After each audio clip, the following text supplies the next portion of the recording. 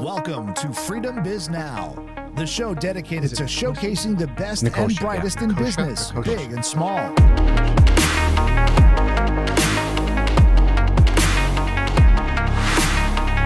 Now, welcome the host, founding partner of Freedom Sports and Entertainment and the Freedom Digital Network, from ROC Studios in Rochester, New York, Mark Washoe. Good afternoon, everyone. Thank you so much, Scott, as always, for the intro and the support. Today, we're joined by Steve Nicosia. He is the CEO of Zen Advisory Partners, where he helps software and tech entrepreneurs start, build, grow, and exit their ventures. He also works with the high-impact, high-growth software companies as entrepreneur in residence with Launch New York and a mentor with Endeavor. Additionally, he coaches small business owners as a mentor with SCORE, and he's an investor with Rochester Angels. Steve's background includes owning and exiting a successful software company, completing acquisitions, launching new products, markets, and P&L responsibility as a general manager. Steve is also a graduate of St. John Fisher College, where I'm currently adjunct professoring this year, and he received a CPA from the state of Delaware. So, Steve, thanks so much for coming in today to ROC Studios and joining our Freedom Biz Now podcast. We're happy to have you. Well, it's a pleasure. It's a pleasure, and it's my honor, and thank you for inviting me. Yeah, so a lot of things we kind of want to cover in today's discussion as it relates to entrepreneurship and startups and, of course, the great city of Rochester that we're all in. But for those of you that just are may be unfamiliar with Launch New York, can you just start there and talk about the organization, kind of when it was founded and why it was founded, and what some of your criteria is for supporting entrepreneurs and startup here in Rochester? Yeah, great question. So Launch New York, probably, I don't even have the exact date when they started, but probably sometime in the 2013 timeframe. And they started to primarily support entrepreneurs in upstate New York by providing pro bono entrepreneur in residence like myself. So people that had some experience in a particular field that can coach, mentor, advise the startup and help them become successful. I joined back in 2015, right around when Marnie Levine, who's now the current CEO, started. And so back then we didn't have a fund. All we were able to do is provide free advisement, coaching. But then Marnie went out and raised a nonprofit seed fund, because one of the challenges of an upstate New York startup is the first money in, right? Mm-hmm. It's just so hard to get that first investment. We call that the pre-seed or seed round. So there was nobody there willing to do that except some angel investors, some friends and family, but it just wasn't enough. So Marnie went out and raised a bunch of money, probably, in the course of around $4 to $5 million for the nonprofit, and started a pre-seed fund. And since that time, she's gone on to raise another, I think they just closed a for-profit fund of close to $5 million that will match the nonprofit investment. So now, instead of being able to put in just about $50,000 to a startup, we can now put in $100,000 as the first investment. Again, that can change. It could be $75,000 or $50,000 depending on where the startup is in the realm. And that gets them off the ground a lot faster than just advice, right? You can only take so much advice, but at some point you need money. And so I've seen Launch New York go from just this, small, support group to now we're actually the largest, or we do the most transactions, most investments for a seed fund in New York State, and one of the largest seed funds in the country in terms of number of transactions. So it's been a great ride for the past 5 years, and she just closed this. Not only did we close a for-profit fund, but we have an investor network. So we have an investor network where we can now.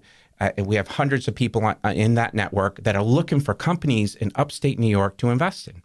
Okay, so that adds another sort of layer of capital that is available that wasn't there before. So that's great. So what is the criteria then for Launch New York and to tap, for businesses, startups to tap into the organization and the resources and also apply for that seed funding money as well? Yeah, that's a great question. You probably get it all the time, I'm sure. Yeah, and what we're looking for is a company that can grow to 10 million in five 5 to 7 years, so 10 million in revenue, and that's looking to grow even faster and bigger than that. That is probably going to be venture backed, meaning they're going to go out and raise other capital to help them scale and grow. So we're looking to make, our mission is to create jobs in upstate New York. Right. So upstate, we consider, we cover from Buffalo to Syracuse down to Binghamton.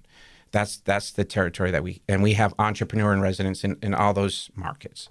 And we've funded right now close to over 60 companies in those markets. Not all of them are going to be successful, of course, right? And you start to learn that when you do angel investing, that you have to have a portfolio of companies. And we know that we're betting that the ones that are going to be extremely successful, 20x our investment, we'll make our money on them, and we'll put it right back into the fund and re-lend it out. But our goal is to grow jobs in upstate New York, and startups are. We have some companies in upstate that are starting to do that in a massive way. It takes time, though. So you brought up an interesting point. So when the organization provides seed money to a startup, does the organization then kind of, like you said, take an equity position, and then the goal would be to then at some point you get kind of the investment back, and then you put that right back into the organization so that you could fund other startups? Is that kind of how that works, or is each one a little unique or different? Most of the time, it's a convertible note. So the first layer of investment is a convertible note. Let's say it's $100,000, and that note will convert to equity. So the goal is the company won't pay us back. They won't pay the note back. It will convert to equity when they go to raise what we call a Series A, an equity round, where now you have a valuation on the company and you're bringing in bigger dollars. And then we'll ride that company until they have some kind of exit event. So an exit event is they sell or they go IPO. Really, those are the two exits. Or they go out of business, but hopefully that's not the case, right? Sure. So we're there through the entirety. So we know, some of these, it takes probably 7 to 10 years typically to get some type of exit. It can happen faster, though. And so what is, and I know that you're the CEO of Zen Advisory Partners, which I do want to touch on in a minute, but just with Launch New York, what is your role as a entrepreneur in residence? Can you describe how your role fits in and what you help the organization with and startups? Sure. So when a startup can go on to launchnewyork.org and apply for our services. They'll go through an intake process, and if they're accepted, they'll get assigned to an EIR that has industry experience for that particular company. And so Launch New York will introduce a company to me and ask me, do you want to take it on as a client? And if I accept, we then set up a meeting with them, and we use the business model canvas to sort of drive our conversation. So it's I don't know if you heard of the business model canvas, but it's nationally recognized as a one-page business model in a sense. Instead of writing a 28-page, 30-page business plan, we could put it all your hypotheses about the business model on one page, and then we're going to go and ask you to go out there and do customer discovery and actually make sure that your hypotheses are true, or try to disprove your hypotheses about the market, about the problem that you're solving, the segment you're going after, the pricing that you're going to be able to charge. So before you even build anything, we want you to go through that process. Now, some of our companies have already done that. So they apply for launch because they want funding, right? We require that they work with an EIR for 3 months. And so what I do is I'll meet with that entrepreneur, sometimes weekly, sometimes bi-monthly, sometimes only once a month. It really depends on the entrepreneur. We're there to support them. They have to drive the process in terms of how much they want to utilize our goals, our time. A lot of my time, sometimes it's just making connections. It's pointing them in the right direction, right? Giving them advice, helping them with their pitch deck. So that's a big one. So if they're going to raise capital, you have to have a solid pitch deck. And most people in general don't know how to put an investor pitch deck together, right? It turns out it's more like a marketing product pitch deck. And so we help them sort of understand what that is, and there's several iterations that you have to go through with your pitch deck. So when you come to apply, if you want to apply for Launch New York funding, you have to have your pitch deck, you have to have your business model canvas. We want to see those documents, and there's a few other documents that we want to see as well. And then you can apply for funding. that whole process, you have to be working with Launch New York EIR for at least 3 months to be able to apply for the funds. And then once you apply, it still takes probably another couple months to go through the approval process, make your pitch to the seed board. And then if you get the investment, we wire you the money, and then you're off to the races. Nice. So would you even just go as far as to help entrepreneurs that come in with a good old-fashioned PowerPoint, pitch deck that sadly I've used in the past, and then even just coach them on, or even point them in the right direction of maybe designers that can professionalize it for them? Yeah, I mean, you have to communicate certain things to an investor. The goal of the pitch deck to an investor group is just to see if they're interested in another meeting. So you don't want a teaser piece. Like you don't want to go like 30, 40 slides, for example. You want like short, sweet teaser piece, get interest, and then keep the conversations moving. Yeah, correct. Pitch the interest and get the conversation. Look up Guy Kawasaki's. He has 12, I think 10 or 12 slides.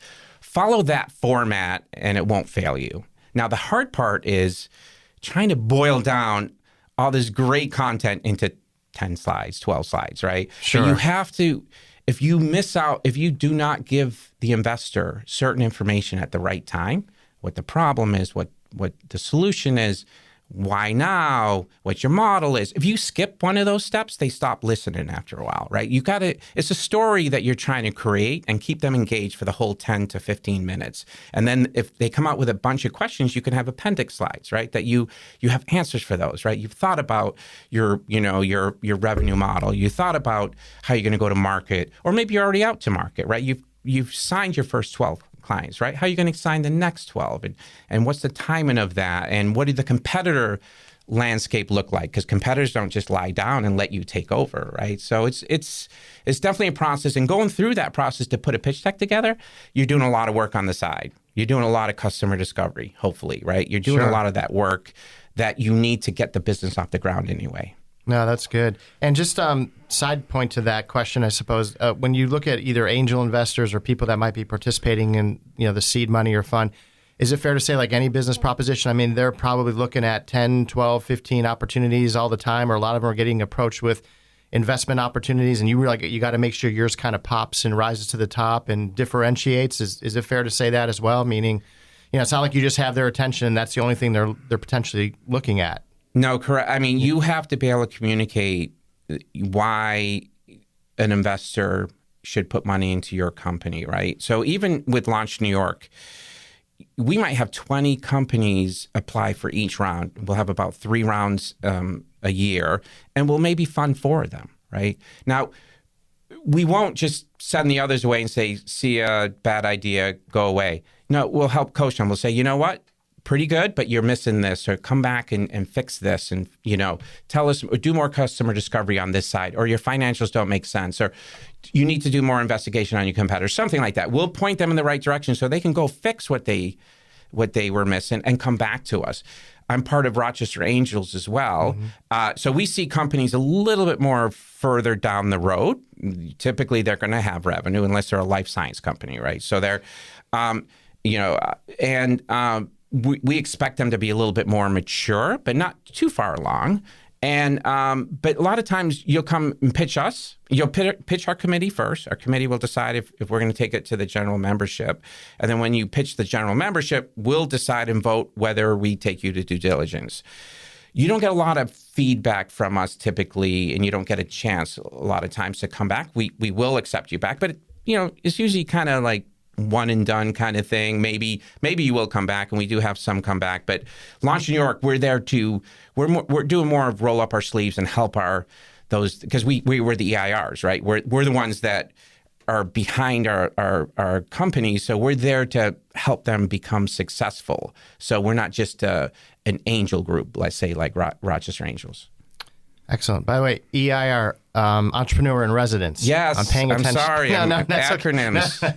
I came from selling to governments forever, and we just had an acronym for everything. So we're talking with Steve Nicosia today from Zen Advisory Partners, as well as Launch New York. Learned that from my other co-host, Scott, to drop in that little bug right in the middle there. So, Steve, so just before I have a few more launch questions and just startup and entrepreneur and Rochester questions just to get through, but Before, I just want to take a sidestep and talk just a little bit about Zen Advisory Partners and the fact that you're the CEO within the firm. Yep. Can you explain kind of what that company is and your organization and the services that you provide there? Sure. So I focus primarily on just software and tech companies. So not only in Zen, but even the companies that I mentor with Launch New York. I've taken some food companies, and but most of the time now I'm just focused on software and tech because that's where I came from. So I came from a company where we were looking for buyers. We didn't have a broker. We did it on our own. We didn't know what we didn't know. We sold the company. We learned that we made a lot of mistakes. Probably could have got a lot more money. Then I worked for the largest the largest buyer of software companies in the world. They've done 600 acquisitions. Probably never heard of them. They're called Constellation Software, but they keep the same brand. So when they buy your company, they typically let you still use your same name of your company. So that's why you don't hear Constellation. But so I got that experience of how to acquire, how to run those companies, how to run a great software company. So at Zen, we now help entrepreneurs sell their companies, software entrepreneurs. So the ones that usually it's below 10 million in revenue that they're trying to sell, because above that you get a lot of investment bankers, that they'll go to, but sort of like it's an unserved market. And when I was trying to buy a software company, a lot of the brokers that were representing the software companies were doing a massively bad job. If I went to the owners of the software company and said, look, these guys are requiring that I sign a 7-year NDA that if I buy your company 6 years from now, I owe that broker a commission. Oh, yeah. Even if he did a horrible job. And I thought that was just a crime. I wouldn't sign those NDAs. So they're doing a disservice to these software companies that worked years building a business, maybe only got to 2 million in revenue, and they want to exit, right? They want to do something else, or they want to retire, and they don't have choices. So I serve that market. I started doing this probably back in 2016, and now we're doing our 8th transaction. We've done 3 this year. And I sometimes team up with other brokers. I have other people that I bring into the team, depending on the size of the deal and what's involved. So I have a part-time CFO that I could call on, Pete Lafacci. Does a great job. He's been on a couple transactions with me. So I like to get into the company and start working with the company earlier, so before they're ready to sell. Owners sometimes wait until the last minute, until they're completely exhausted, and they're like, okay, I'm ready to sell. And then their revenues start dropping, right? You can't sell when your revenues are dropping. Right. I tell them, if we're going to go through a process, it usually takes 6 to 12 months to sell a company. You're going to have to, you want your best months to happen. You want revenue to go up during the sales process, or buyers get nervous, right? So I like to get in a little bit earlier, fix things that are just need to be fixed. It could be financials, it could be sales, it could be somewhere in the company they could improve and at the end of the day improve the amount of money they get from the sale of the company. So it's is very rewarding, and I still work with startups in that sort of in that role as well. So startups. So in some ways, it sounds like a little bit of a similar approach to what a private equity firm might do, for example, in the sense that same idea. They're looking to take over companies, fix them up, add on some business units, get them really profitable, and then, flip and turn somewhere down the road. But it sounds like same kind of idea, but more on like a consultancy advisory role without actually taking control of the companies. Boy, you say it a lot better than I do, Mark. Yes. Okay. It's a great summary. Yes, we exactly. We're not taking control of the company, right?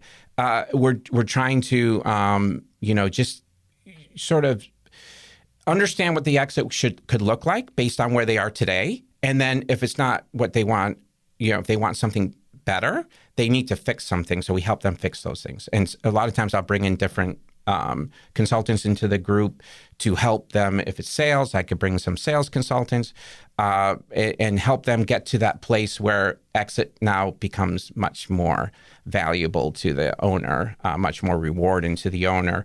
And in a lot of cases, most companies don't even sell. They just never will sell. I think there's a quote, I think it's close to 80% of companies that go out for sale never get sold. Oh, so they get like just seller's remorse, or they just wake up one day and realize, hey, I kind of really like what I'm doing and I want to stay in the business? Or because I've been part of some experiences where it looks like a company is going to sell to a private equity firm, for example, and then 11th hour, they don't do it, like you said. So, well, I was curious. Deals will definitely fall apart during due diligence. Sure. There are reps and warranties that you have to sign as a seller that will scare the bejesus out of you. I had to sign them, when we sold, and I was a minority shareholder. There was 3 of us. Then the majority shareholder, I had to rep and warrant if they couldn't sue if something happened bad, which we disclosed everything, but if something happened bad and they sued the majority shareholder and they didn't pay, they can come after me for 100%, even though I didn't own 100% of the company. Wow. There are things that you're going to have to sign. So I try to I'll prepare my sellers ahead of time. I'll let them know what the landscape looks like when we go into due diligence, what they can expect, what's fair. I try to align them with, if they don't have a great lawyer, I have a great lawyer, different lawyers that I can use depending on the size of the transaction. I've used lawyers at Harris Beach. Dave Clary's been in a couple deals of mine from Harris Beach, or Brett Dawson or Adam Lyons. So there's depending on the size of the deal, and if they already have their lawyer, that's excellent. You need a good lawyer, a good accountant, and a good broker, and to really get a deal done. And then we run a process. So we want to attract as many buyers as we can. And that process, the way you run the process is key too, right? And getting a few buyers to pop up where they're sort of bidding against each other, if you can create that kind of environment. And it's not always the highest price that wins, right? It's a lot of times it's the structure, it's the terms, it's the buyer themselves. So yeah, a lot of deals will fall apart during due diligence. They'll fall apart before revenue. As I told you in the past, revenue, if revenue really slides, and the owner has a sort of an idea, I could sell my company for $5 million, and then all of a sudden it's looking like $2 million, they pull it off the market, right? Sure, yeah. And that happens a lot because the owners wait too long to consider the exit. They haven't really thought it through, and just to add on something you said, sometimes they have regret. They're like, what the heck am I going to do after I sell, right? Or they don't like that somewhere during the process. At first, the first few meetings between the buyer and the seller, it's just like love, right? But like anything, it starts to fall apart during due diligence. Oh, sure. And when they start asking them questions, why they did this, why they did that, and sometimes it's like death by 1,000 cuts, Yeah. And, I had a deal that almost fell apart last year. It was coming down to the final, and this was it's a really good deal. It was a public company buying a local company here. And it was like what the buyer was asking for, it wasn't that big, but the seller had given up so much. He was like, I'm done. And the deal was off the table. And I had to turn around, call the buyer, and just close that communication gap. Like, this is what you're asking for. It doesn't seem like a lot to you, but it's on top of everything else you asked for, right? And so we worked out a deal, and then the seller called me back and said, hey, the buyer gave in. And I said, okay, that's my job, is to break down those communication sort of hang-ups, those barriers. So that worked out really well for the seller and the buyer. So. It's fascinating, and just business transactions in general is really exciting, and so it must be invigorating to be part of some of those deals. So another question I have, this one's more, I guess, a little more related to the Startup Summit Rochester chapter that we're hosting an event on November 11th at Spot Cowork, which is another startup in and of itself over in Henrietta. And one of the things we tried to accomplish last October when we put the first Rochester chapter Startup Summit together was to kind of have a diverse group of companies that were there and entrepreneurs that were there and startups. So in some ways, a lot of it is tech driven or healthcare driven, or to your point with Launch New York, very scalable and maybe one day can create hundreds of employees. But then along the way in the startup world and entrepreneur community, and this is where we try to be really inclusive, is that you might have your yoga studios, you might have your craft brewers, you might have maybe companies that are going to stay like more lifestyle entrepreneurs, right? Where maybe the company doesn't grow to 10 million or 20 million. Maybe they're totally happy being a $3 million company or a $1 million company, even with 5 employees.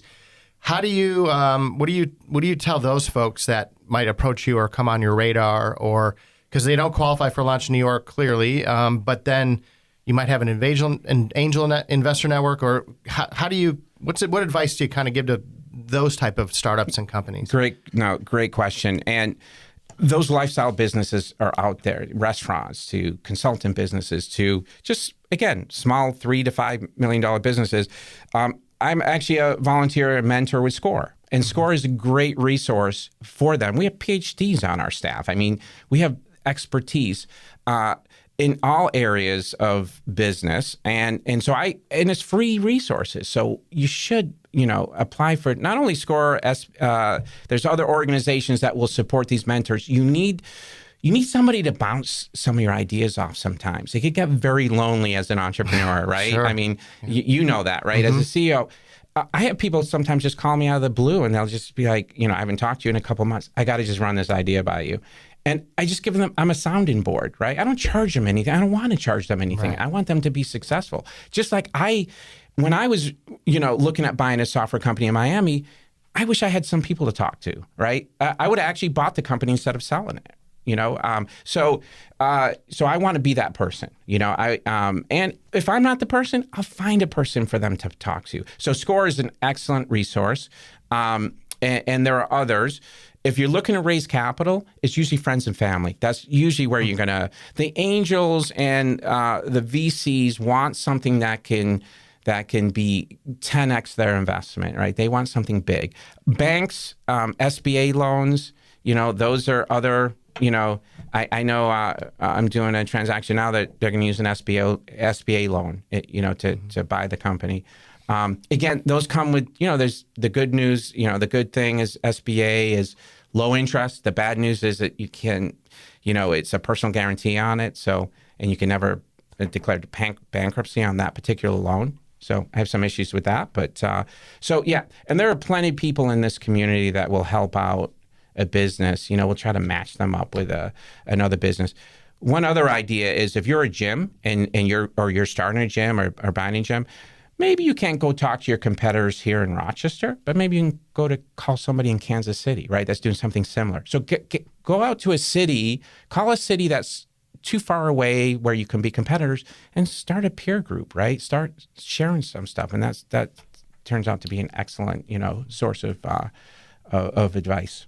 Yeah, no, that is an interesting piece of advice because, again, reminders again, if you go the SBA route or if you qualify for a loan, if you've been in business for 2 years or more and, you meet the revenue criteria, but then, you're carrying in debt into the company, right away and high interest debt probably.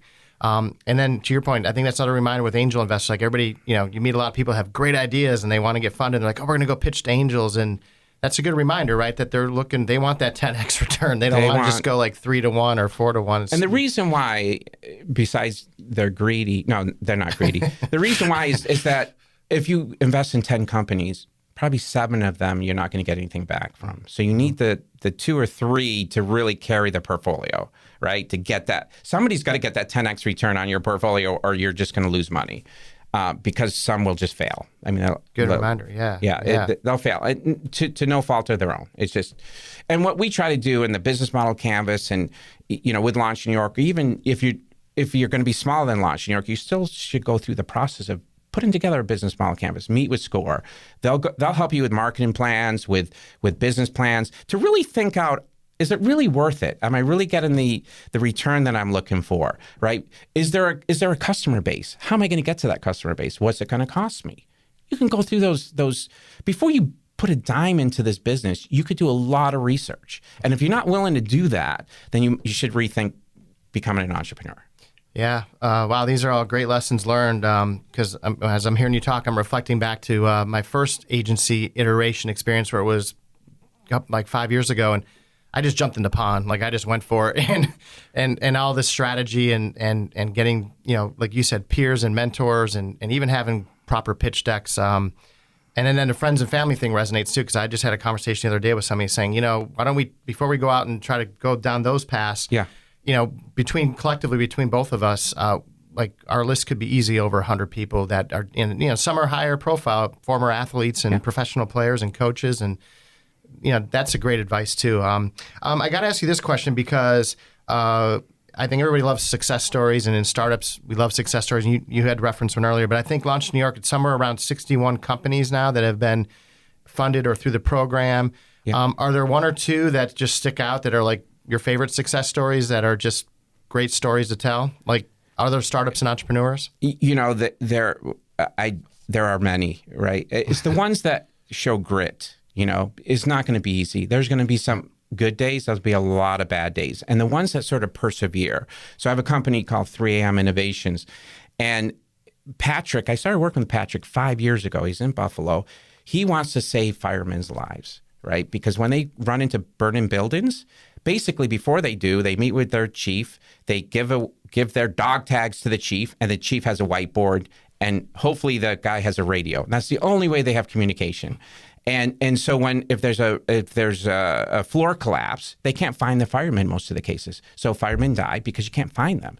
Wow. So to put a sensor on them is really difficult because the communication, right? So he figured out not only how to create a mesh network where you have to create your own network on the fly. You can't just tap into somebody's Wi-Fi. It all goes down during a fire, right? Smoke just stops. Yeah, good point. It stops cellular transmission. So Patrick has gone through this whole iteration of figuring out the technology needed to where 3M is even interested. So 3M said, whoa, how can you track a person going upstairs, downstairs? How do you track? He can track them to a very small space on where they are in a building, no matter how many floors they've gone up and down over the time. And so he's been able to raise a few million. He's about to sign his first customer from 5 years ago to today, and he's had failures, along the way. He's got tremendous grit.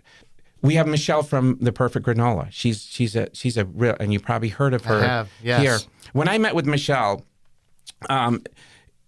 I basically helped her get her first round from Launch New York, and she found some other investors, and we sort of teamed up. Launch said, hey, we'll put in this much if you put in this much, and she got her first start. I also, since I didn't know a lot about the food space, I connected her with a Colorado group that understood how to build a brand. You build a brand by owning your backyard first, right? You start with you build your brand in your backyard, so local, and then you go regional, then you go national. And so when I met Michelle was on a different mission. She was bringing a granola to a very crowded granola space. How is she ever going to do that? I'm thinking in the back of my head. I never said that to her. There's so many granola brands out there. Even her brand wasn't that good, right? It Sure. didn't look that great. But Michelle was on a different mission. She had a very social mission. She was providing great food to the food bank. First of all, her food was fantastic. So that was step one. You have to have a fantastic product. Secondly, she gave back to the food bank. She gave back to a lot of the food banks a really good clean food that they don't typically see. And then, so her social mission, she also hires disadvantaged workers, and she lives that. She doesn't just talk about it, she lives it. She didn't take this regional, small, backyard approach. She said, no, I'm going big. So she signed up Walmart. And now in the back of my head, I'm thinking, how are you going to get off the shelves in Walmart? You don't have a great brand. The product doesn't look appealing. But Walmart was so enamored by her social mission that they gave her this big award and they put a commercial in store for her brand. Wow. So awesome. Because of her social mission, she's more about the social mission than she is about the product. You still have to have that great product. Now she's in schools. So she creates school bags. So kids, can get good food, instead of the junk that they're eating today. And so suddenly she just took off. Like, I don't even help her anymore because I can't. She's on a different wavelength, and she's incredibly gifted. She won a contest at Grow New York. She won money from Grow New York. She wants to build a manufacturing plant. Like, she has so many great ideas. It's like unbelievable. I'm just, mesmerized by how well she's doing. And I'm sure she's got a lot of challenges ahead of her, but she's doing a fantastic job. Yeah, most certainly. And I know that's another success story coming out of Rochester, Western New York. And I've been following her story as well. And like you said, grit, determination, dealing with failures. I mean, those are all, the more you talk to entrepreneurs, like everybody just thinks, oh, they got lucky or they got this, they had this one great idea, but you don't see the 20 ones that maybe didn't work behind that, or things that failed, or you keep getting knocked down, got to get back up. I mean, those are great. Those are awesome stories. So, wow, it's amazing. This time is flying on by. We probably could have this conversation for at least two more hours for sure. But so just before, I have one final question I was going to ask you. But just before we forget, where can people find launch New York, where can they find your company? And are there some other just social media channels that people should be aware of to support entrepreneurs and startups as well? So why don't we start Launch New York and then your company and then launchy.org. Okay. Just go on there. You'll see a bunch of resources for startups, and you can also apply, or just, there's a bunch of links to documents and contracts and all the things that you need as a startup. Go to score.org as well. That's another resource. And zenadvisorypartners.com is my personal company. And again, I talk to a lot of people that just want to give back, right? So, even just reach out to me and say, hey, I need help in this area. And I'll be glad to, if I can't help you, I'll find somebody that can help you. That's fantastic. Thank you. And so I'm going to roll two questions into one as our parting question for today. One, there's some sense that people say, well, Rochester, New York, is that really a great startup or entrepreneur community? You got places like Raleigh and the Triangle and Silicon Valley, and those are the places that might get mentioned. But what do you see a resurgence here in this market in particular? And then the second part behind that, just kind of parting advice to just startups and entrepreneurs in general. But start with just the Rochester market in general. What's your sense on it? So for a startup community to be successful, you need people to love their community, right? So that's what attracted me to what you're doing, Mark, because we need soccer teams, right? We need sports teams. We need culture here. People have to want to live here. I've lived in Boston, New York, Miami. I wanted to come back here. So I already loved being here. I know that you can raise a family, but we want the young college students to stay here, right? So what do we need to do? We need to go ask them, what do you want in a community, right? We're starting to get there. We have, you see what's going on downtown.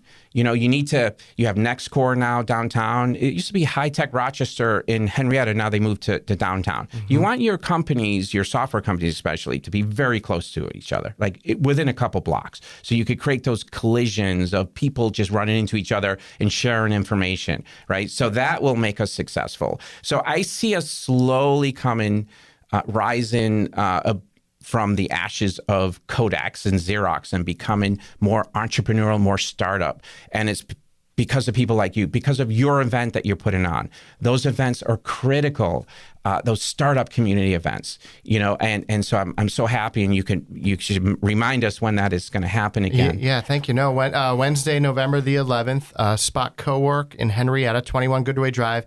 They have another location in Victor, and I think they're just opening another location down in downtown Rochester. To your point, right down where the city, in the city, in the hub where you want to be for sure. So, and those Spot Cowork spaces are incubators in and of themselves. I mean, I started going there pre-COVID, and I plan to go back soon. But just being in that energy where there's other entrepreneurs and startups. It's a great way. I meet so many people in the coffee room, for example, and they just want to talk, and exactly. And collaboration's amazing. They want to, the rising tide lifts all the ships in the boats, as the saying goes, and I firmly believe in that. Exactly, and I'll tell you, in terms of our progress in the last 5 years, I've seen our progress has been tremendous. People, it's still we're waiting for those exits, right? Those success stories. So we have Cloud Checker, you have Datto, you have some great companies, Nimble User, I'll even, Sig and Don Van Dam.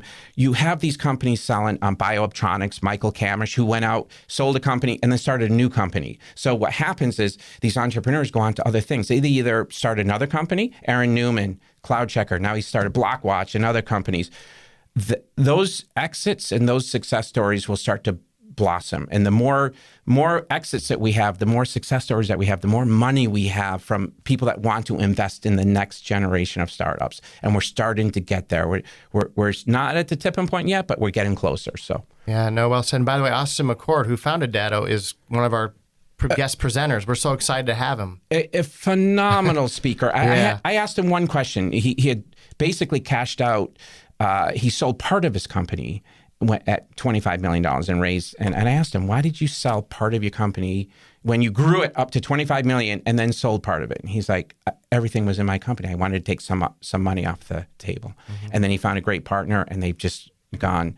And now I don't know, I guess he's out of the company maybe, but what a great entrepreneur. I think he's onto something new, but I don't know if it's been announced yet, but I saw something on his LinkedIn profile. So that'd be interesting to even find that out. Great speaker. Because those guys just they're on to the next thing, right? Once they're have something successful. Those entrepreneurs coming back and just speaking at conferences like yours, that's the key to this community, the startup community really starting to take off. Absolutely. So we appreciate that. Well, Steve, with that stated, thank you so much. Like I said, maybe we'll have you in 6, 7, 8 months or a year from now, not too long into too far, because I think, again, we can continue this conversation most certainly. And but I also know those other platforms and forums, just like the Startup Summit. So thank you so much for coming in. Thank you for all your work with Launch New York. I know a lot of that is pro bono and mentorship work. So the business community certainly thanks you. And these are great resources, I think, that any startup and entrepreneur can tap into. So thank you so much for coming in today. Thank you for what you do, Mark. And thank you for being a great entrepreneur and trying to bring back the rhinos and doing those things that the community really needs. And doing the sports program that you're doing at St. John Fisher, I think is great. Great asset to our community. Much appreciated. I appreciate it. Thank you. Scott, thank you so much. And that wraps today's show. Thank you.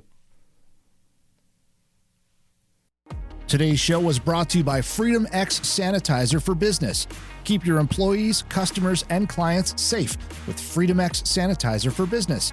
Visit freedomxsanitizer.com. And by the Startup Summit Rochester chapter.